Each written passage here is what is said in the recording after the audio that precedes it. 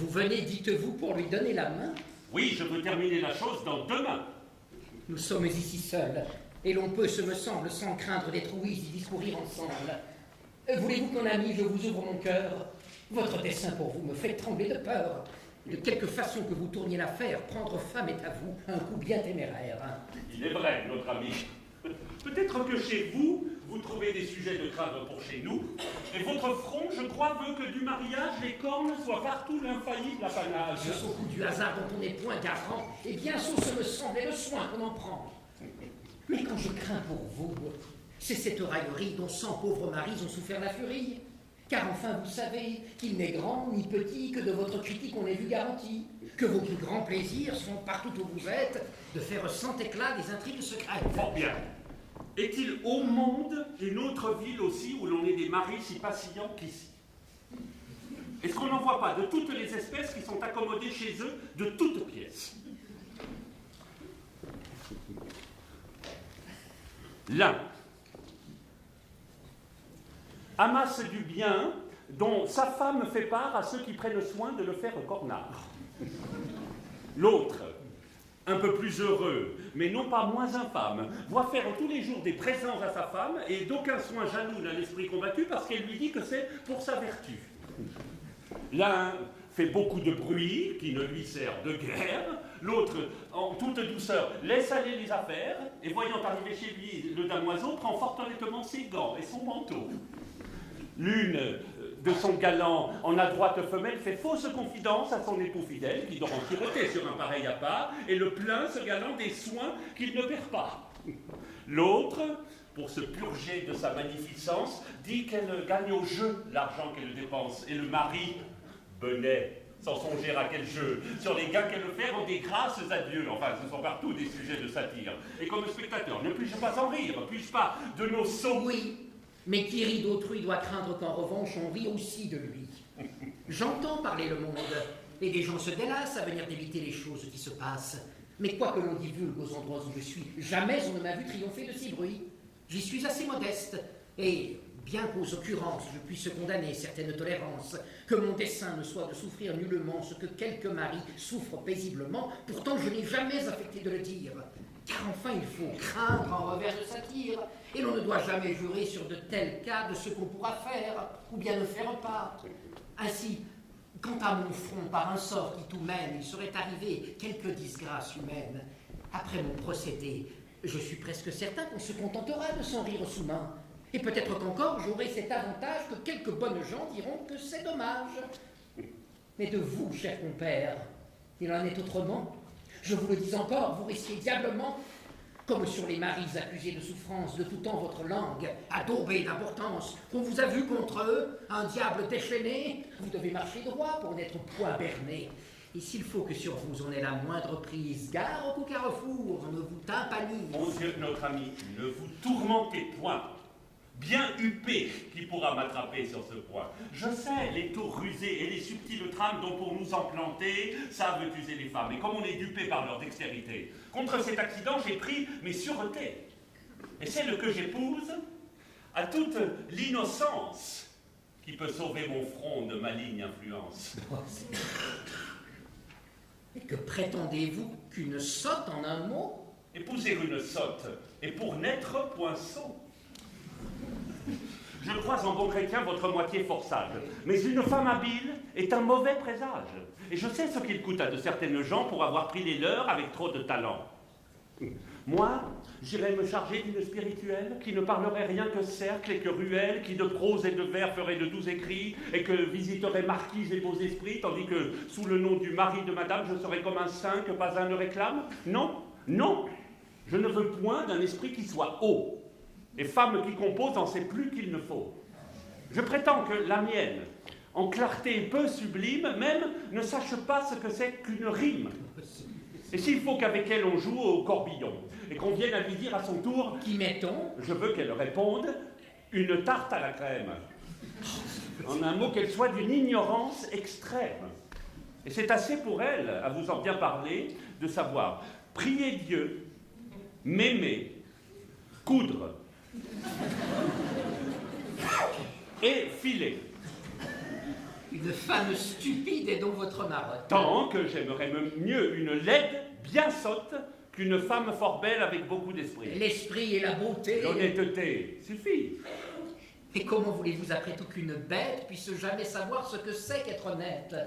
Outre qu'il est assez ennuyeux, que je crois, d'avoir toute sa vie une bête avec soi, pensez-vous le bien prendre? Et que sur votre idée la sûreté d'un front puisse être bien fondée? Une femme d'esprit peut trahir son devoir, mais il faut pour le moins qu'elle ose le vouloir. Et la stupide aussi peut manquer d'ordinaire, sans en avoir l'envie et sans penser le faire. À ce bel argument, à ce discours profond, ce que Pantagruel, à Panurge répond.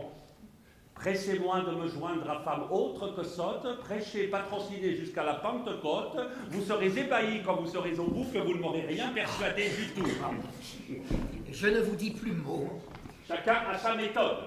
En femme comme en tout, je veux suivre ma mode. Je me vois riche assez pour pouvoir, que je crois, choisir une moitié qui tienne tout de moi. Et de qui la soumise et pleine de dépendance n'est à me reprocher aucun bien, ni naissance. Un air doux et posé, parmi d'autres enfants, m'inspira de l'amour pour elle, dès 4 ans. Sa mère, se trouvant de pauvreté pressée, de la lui demander, il me vint la pensée. La bonne paysanne, apprenant mon désir, à sauter cette charge, eut beaucoup de plaisir. Dans un petit couvent, loin de toute pratique, je la fis élever, selon ma politique, c'est-à-dire ordonnant quels soins on emploierait pour la rendre idiote autant qu'il se pourrait. Dieu merci, le succès a suivi mon attente. Et grande, je l'ai vue à tel point ignorante que j'ai béni le ciel d'avoir trouvé mon fait pour me faire une femme au gré de mon souhait. Je l'ai donc retirée, et comme ma demeure à 100 sortes de monde est ouverte à toute heure, je l'ai mise à l'écart, comme il faut tout prévoir, dans cette autre maison, où nul ne me vient voir. Et pour ne point gâter sa bonté naturelle, je n'y tiens que des gens tout aussi simples qu'elle. Vous me direz, pourquoi cette narration? C'est pour vous rendre instruit de ma précaution. Le résultat de tout est qu'en ami fidèle, ce soir, je vous invite à souper avec elle. Je veux que vous puissiez un peu l'examiner, voir si de mon choix on me doit condamner. J'y consens. Vous pourrez dans cette conférence juger de sa personne et de son innocence. Pour cet article-là, ce que vous m'avez dit... La vérité passe encore le récit. Dans ses simplicités, à tout coup je l'admire, et parfois elle en dit, dont je pâme de rire. L'autre jour, pourrait-on se le persuader, elle était fort en peine, et me vient demander, avec une innocence à nulle autre pareille, si les enfants qu'on fait se faisaient par l'oreille. Je me réjouis fort, Seigneur Arnolphe. Bon, me voulez-vous toujours rappeler de ce nom? Oh, malgré que j'en ai, il me vient à la bouche, et jamais je ne songe à Monsieur de la Souche. Qui diable vous a fait aussi vous aviser à 42 ans de vous débaptiser, et d'un vieux tronc pourri de votre métairie, vous faire dans le monde un nom de seigneurie. Outre que la maison par ce nom se connaît, la Souche plus qu'Arnolphe à mes oreilles plaît. Quel abus de quitter le vrai nom de ses pères pour en vouloir prendre un bâti sur des chimères. De la plupart des gens, c'est la démangeaison.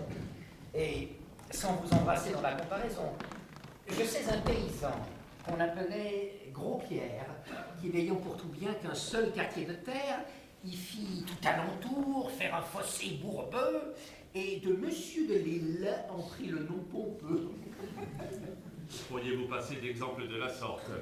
Les enfants de la Souche est le nom que je porte, j'y vois de la raison, j'y trouve des appas. Et m'appeler de l'autre, et ne m'obligez pas. Cependant, la plupart ont peine à s'y soumettre, et je vois même encore des adresses de lettres. Je ne souffre aisément de qui n'est pas instruit, mais vous... Soit, là-dessus, nous n'aurons point de bruit. Je prendrai le soin d'accoutumer ma bouche à ne plus vous nommer que Monsieur de la Souche. Adieu, je frappe ici pour donner le bonjour et dire seulement que je suis de retour. Ma foi, je le tiens fou de toutes les manières.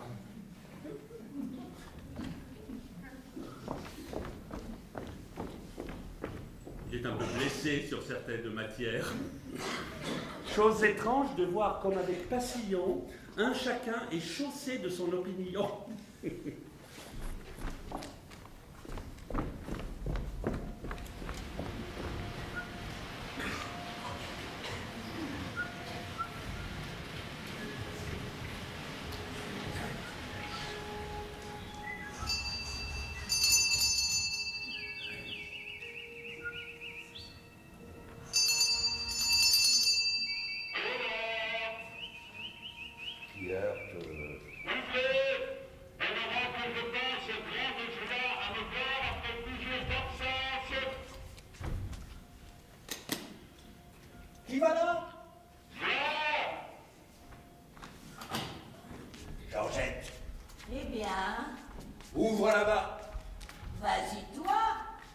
Vas-y, toi.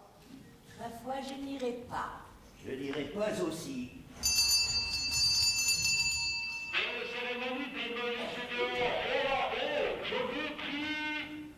Qui frappe? Alain, Quoi? c'est monsieur, ouvre vite. Ouvre-toi. Je souffle notre feu. J'empêche peur du chat que mon moineau ne sorte.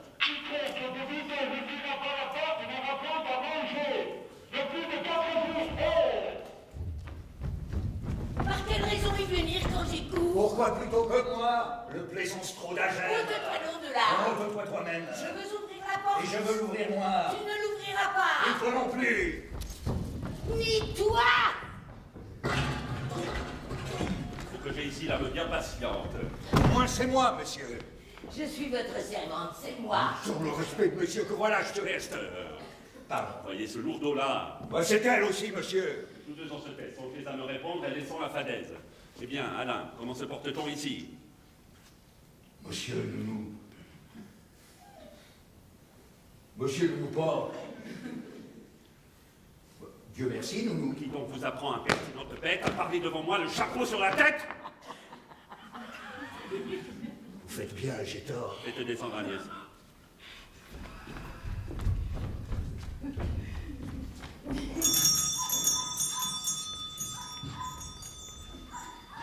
Lorsque je m'en allais, fut-elle triste après? Triste, non. Non? Si fait.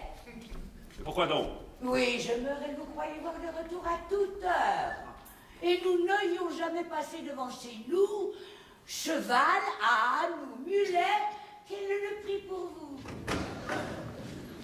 La besogne à la main, c'est un bon témoignage. Eh bien, Agnès, je suis de retour du voyage, en êtes-vous bien aise? Oui, monsieur, Dieu merci. Moi de vous revoir, je suis bien aise aussi. Vous êtes toujours, comme on voit, bien porté? Or les puces qui m'ont la nuit inquiété. Ah, vous aurez dans peu quelqu'un pour les chasser. Vous me ferez plaisir. Je le puis bien penser. Que faites-vous donc là? Je me fais des cornettes, vos chemises de nuit et vos coiffes sont faites. Ah, voilà qui va bien. Allez, rentrez là-haut. Ne vous ennuyez point, je reviendrai tantôt, je vous parlerai d'affaires importantes.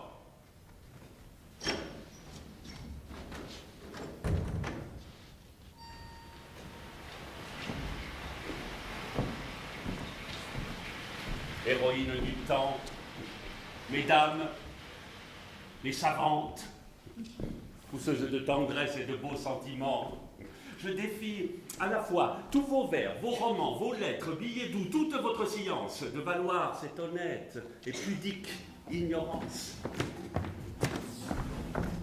Ce n'est pas par le bien qu'il faut être ébloui, et pourvu que l'honneur soit... Que vois-je? Est-ce... Oui, je me trompe. Mésipheste, c'est lui-même. Oh, Seigneur Horace? Arnulf. Ah, moi, et depuis quand ici? Depuis 9 jours. Vraiment? Je fus d'abord chez vous, mais inutilement. C'était à la campagne. Oui, depuis 2 journées. Ah. Oh, comme les enfants croient, c'est en peu d'années. J'admire de le voir au point où le voilà, après que je l'ai vu pas plus grand que cela. Vous voyez. Ah, mais de grâce au honte, votre père, mon bon et cher ami que j'estime et révère. Que fait-il? Que dit-il? Est-il toujours gaillard? À tout ce qui le touche, il sait que je prends part. Nous ne nous sommes vus depuis 4 ans ensemble. Ni qui plus est écrit l'un à l'autre, me semble. Il est, Seigneur Arnulf, encore plus gai que nous. Et j'avais de sa part une lettre pour vous. Mais depuis par une autre, il m'apprend sa venue. Et la raison encore ne me l'est pas connue. Savez-vous qui peut être un de vos citoyens qui retourne dans ces lieux avec beaucoup de biens qu'il s'est en 14 ans acquis dans l'Amérique? Non, vous a-t-on point dit comment on le nomme? Henrique. Non. Mon père m'en parle et qu'il est revenu comme s'il devait m'être entièrement connu et m'écrit qu'en chemin ensemble ils se vont mettre pour un fait important que ne dit point sa lettre. J'aurai certainement grande joie à le voir et pour le régaler, je ferai mon pouvoir. Oh. Ah. Il faut pour des amis des lettres moins civiles et tous ces compliments sont choses inutiles. Sans qu'il prie le souci de m'en écrire rien, vous pouvez librement disposer de mon bien. Je suis homme à saisir les gens par leurs paroles et j'ai présentement besoin de 100 pistoles. c'est m'obliger que d'en user ainsi. Je me réjouis de les avoir ici. Gardez aussi la bourse. Il faut. Laissons ce style. Eh bien, comment encore trouvez-vous cette ville? Nombreux en citoyens. Super, mon bâtiment et j'en crois merveilleux les divertissements. Chacun a ses plaisirs, qui se fait à sa guise. Mais pour ceux que du nom de galants on baptise, ils ont dans ce pays de quoi se contenter. Car les femmes y sont faites à coqueter. On trouve d'humeur douce et la brune et la blonde et les maris aussi, les plus bénins du monde. C'est un plaisir de prince, et des tours que je vois, je me donne souvent la comédie à moi. Peut-être en avez-vous déjà fait quelqu'une? Vous est-il point encore arrivé de fortune? Les gens faits comme vous font plus que les écus, et vous êtes de taille à faire des cocus. À ne vous rien cacher de la vérité pure, j'ai d'amour en ces lieux eu certaines aventures, et l'amitié m'oblige à vous en faire part. Bon, voici de nouveau quelques contes gaillards, ce sera de quoi mettre sur mes tablettes. Mais de grâce, qu'au moins ces choses soient secrètes. Oh. Vous n'ignorez pas qu'en ces occasions, un secret éventé rompt nos prétentions. Je vous avouerai donc avec pleine franchise qu'ici d'une beauté mon âme s'était prise. Mes petits soins d'abord ont eu tant de succès que je me suis chez elle ouvert un doux accès et sans trop me vanter ni lui faire une injure. Mes affaires y sont en fort bonne posture. Et c'est un jeune objet qui loge en ce logis. Donc vous voyez d'ici que les murs sont rougis. Simple, à la vérité, par l'erreur sans seconde d'un homme qui la cache au commerce du monde, mais qui, dans l'ignorance où l'on veut l'asservir, fait briller des attraits capables de ravir. Un air tout engageant, je ne sais quoi, de tendre, dont il n'est point de cœur qui se puisse défendre.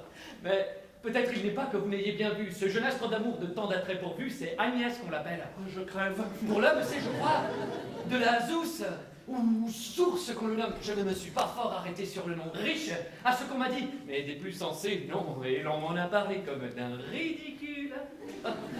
Le connaissez-vous point? La fâcheuse pilule. Eh, vous ne dites un mot? Oui, je le connais. C'est un fou, n'est-ce pas? Oh. Qu'en dites-vous? Quoi? C'est-à-dire oui? Jaloux à faire rire, sot. Je vois qu'il en est ce que l'on m'a pu dire. Enfin, l'aimable Agnès a su m'assujettir. C'est un joli bijou, pour ne vous point mentir. Et ce serait péché qu'une beauté si rare fût laissée au pouvoir de cet homme bizarre. Pour moi, tous mes efforts, tous mes vœux les plus doux vont à m'en rendre maître, en dépit du jaloux. Et l'argent que de vous j'emprunte avec franchise n'est que pour mettre à bout cette juste entreprise. Vous savez mieux que moi, quels que soient nos efforts, que l'argent est la clé de tous les grands ressorts et que ce doux métal qui frappe tant de têtes, en amour comme en guerre, avance les conquêtes. Vous me semblez chagrin. Serait-ce qu'en effet, vous désapprouveriez le dessin que j'ai fait? Non, c'est que je songeais. Cet entretien vous lasse. Adieu. J'irai chez vous tantôt vous rendre grâce. Oh, faut-il... De rechef, veuillez être discret. Vous n'avez pas de grâce éventer mon secret. Que je sens dans mon âme. Et surtout à mon père, qui s'en ferait peut-être un sujet de colère. Oh, que j'ai souffert durant cet entretien. Jamais trouble d'esprit ne fut égal au mien.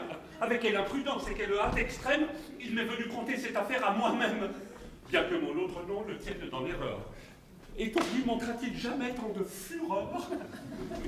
Mais ayant tant souffert, je devais me contraindre jusqu'à m'éclaircir de ce que je dois craindre, à pousser jusqu'au bout son claquette indiscret, et savoir pleinement leur commerce secret. Tâchons à le rejoindre, il n'est pas loin, je pense, tirons-en de ce fait l'entière confidence.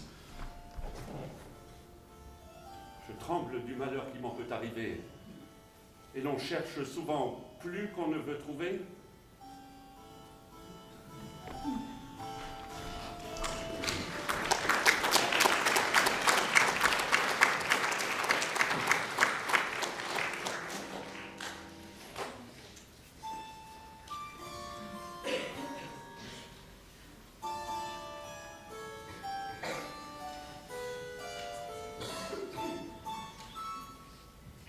Mais lorsque j'y pense, avantageux, sans doute, d'avoir perdu mes pas et pu manquer sa route.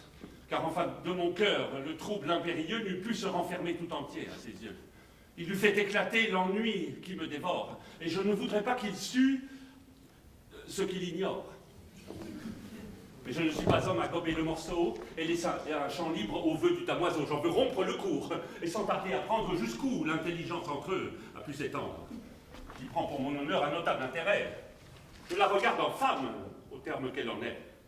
Elle n'a pu faillir sans me couvrir de honte. Et tout ce qu'elle a fait, enfin, est sur mon compte. Éloignement fatal, voyage malheureux.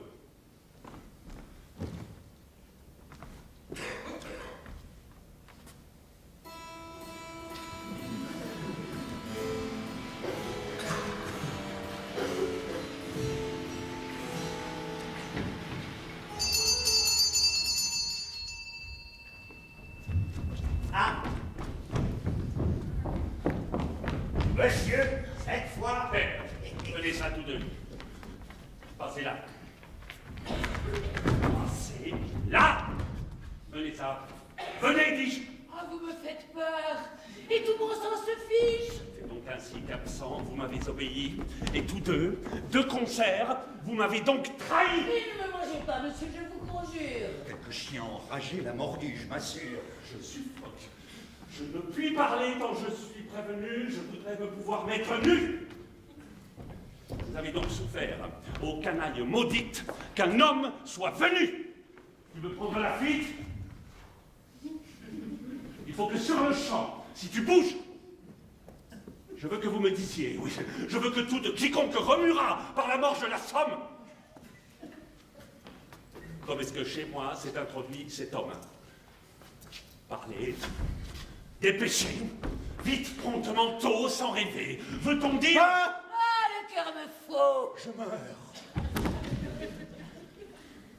Je suis en eau, prenons un peu d'haleine, il faut que je m'évente et que je me promène. Aurais-je deviné, quand je l'ai vu petit, qu'il croîtrait pour cela? C'est que mon cœur battit. Je pense qu'il vaut mieux que de sa propre bouche je tire avec douceur l'affaire qui me touche. Tâchons de modérer notre ressentiment. Patience, mon cœur.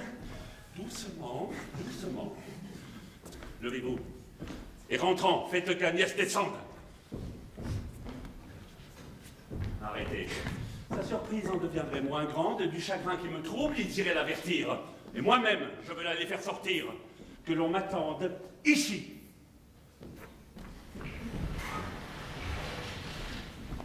Oh mon Dieu, qu'il est terrible. Ses regards m'ont fait peur, mais une peur horrible. Et jamais je ne vis un plus hideux chrétien. Ce monsieur l'a fâché. Je te le disais bien. Mais que diantre est-ce là? Qu'avec tant de rudesse et de fétologie garder notre maîtresse. D'où vient qu'à tout le monde il veut tant la cacher? Et qu'il ne saurait voir personne en approcher. C'est que cette action met en jalousie. Et d'où vient qu'il ait pris de cette fantaisie? Cela vient de ce qu'il est jaloux. Oui. Mais pourquoi l'est-il? Et pourquoi ce courroux? C'est que la jalousie, entends-tu bien, Georgette, c'est une chose, là, qui fait qu'on s'inquiète et qui chasse les gens autour d'une maison. Je m'en vais te bailler une comparaison afin de concevoir la chose davantage.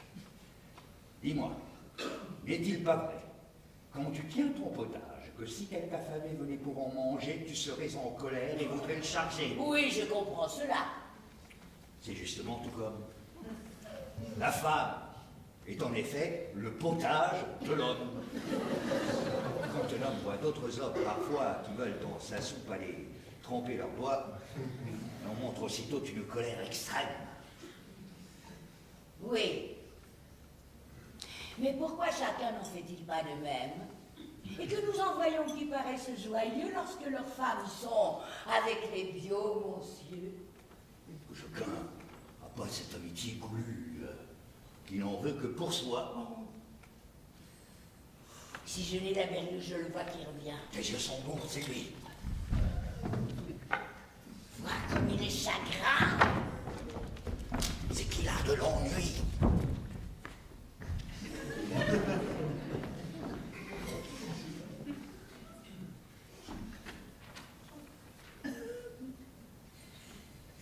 Un certain grec disait à l'empereur Auguste, comme une instruction utile autant que juste, que lorsqu'une aventure en colère nous mène, nous devons avant tout dire notre alphabet.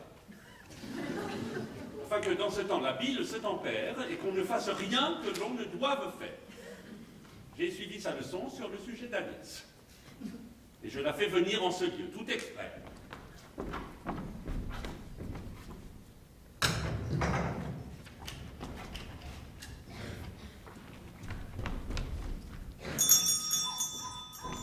Sous prétexte d'y faire un tour de promenade, afin que les soupçons de mon esprit malade puissent, sur le discours la mettre adroitement et lui sondant le cœur, s'éclaircir doucement. Venez, Agnès, entrez.